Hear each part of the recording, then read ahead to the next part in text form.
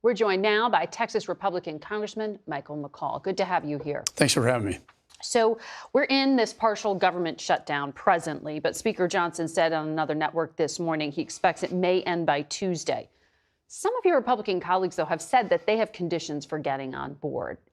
Republicans have a one-seat majority at this point. Is he overconfident? He has your vote? Well, he has my vote. I mean, we voted for this last time. The Democrats, most of them voted for this. For the Democrats to turn around and vote against it on Tuesday just to shut down the federal government makes no sense to me at all. I think the Speaker, the trick is getting it through the Rules Committee. And I believe that the Speaker would not do that if he didn't have the votes. Well, you know why we're in this situation and why those Democrats are now objecting. Right. Because of what happened a week ago out in Minneapolis when Alex Preddy, this But the ICU DHS nurse, portion is taken out of Patrol. this.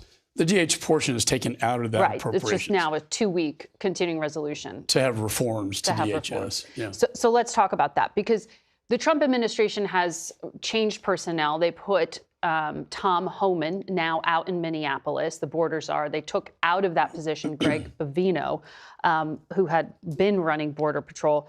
The Justice Department has also said it's open to civil rights investigation into why federal agents shot Preddy. Secretary Noem now says the FBI is taking over the probe into what happened. Are your concerns about what happened in Minneapolis satisfied? I've called for a full investigation. DOJ has opened that investigation. Civil Rights Division would have jurisdiction over this.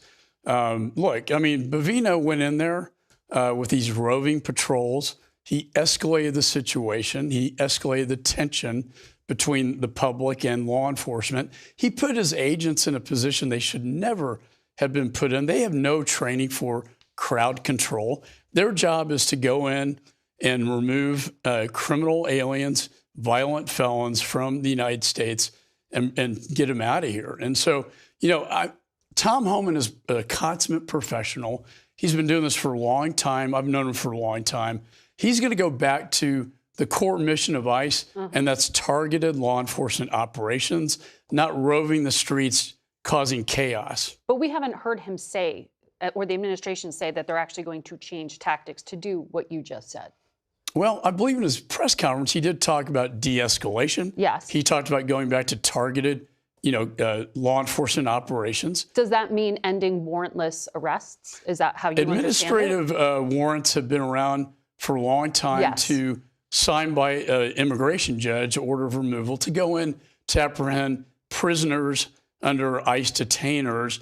That will continue. The idea of an administrative order warrant being used to break into a home, that has not been the practice of ICE, and I don't think Mr. Homan's going to continue that. Well, we heard, actually, you're right, warrantless home entries are unconstitutional. Fourth Amendment protects all people, regardless of citizenship, from unreasonable search and seizures. But, and we've seen the documentation from the Trump administration, their policy does allow for these so-called collateral arrests, where ICE officers carry out warrantless arrests of unauthorized immigrants who are not the targets, but people who are encountered during an operation, and they might be trying to leave the scene. Should the premise there be changed? Is that too broad? Look, the target is a target. The target's the violent offender. There are plenty of those to spend all over time and resources on. When they do arrest the target, if there are illegal aliens with the target, they are caught in the net, and because they're in the country illegally, they are removed. And I don't think that practice will change. But the roving patrols... Well, it did change, though, because prior administrations interpreted flight risk as not potentially showing up for a court appointment. The Trump administration interpreted it as the guy might leave the scene. And they justified some of these warrantless arrests and encounters under that. Is that too broad? Because that's part of this roving group that you're talking about, right? Correct. And due process applies to all persons under the Constitution. It would apply to them as well. If they're caught in the net, though, they have to be dealt with. Look, this is going in front of the courts right now. And Democrats want to argue about this. They want changes. Yeah, and the courts are throwing out a lot of these cases. Actually, and you're having violations with U.S. citizens being arrested unlawfully. So the American people support the deportation of criminal aliens, violent offenders. What they don't support is excessive use of force. And I believe Bovino crossed the line. I think the president was correct in telling him to get out of there. I would Should he still advise. have a job?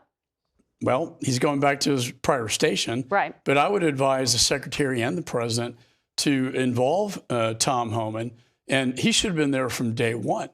And to utilize his expertise and his talent. Why was he cut out by Secretary Noem? I don't know all the inner workings within DHS on that. I can tell you, though, he is the consummate professional when it comes to ICE removal operations. A federal judge in Texas has ordered that this 5-year-old boy, Liam Ramos, be released along with his father from ICE custody. He had been detained by federal agents out in Minneapolis. His picture went viral. The judge who ordered the release specifically referenced concern about traumatizing children. He is not the only kid being detained under current policies. And with this particular case, the administration claimed something that was not backed up in court, right? They claimed the father was trying to flee and that he was here illegally. He was here under a policy honored by the last administration. They used an app on a phone to claim asylum. That was a legal process.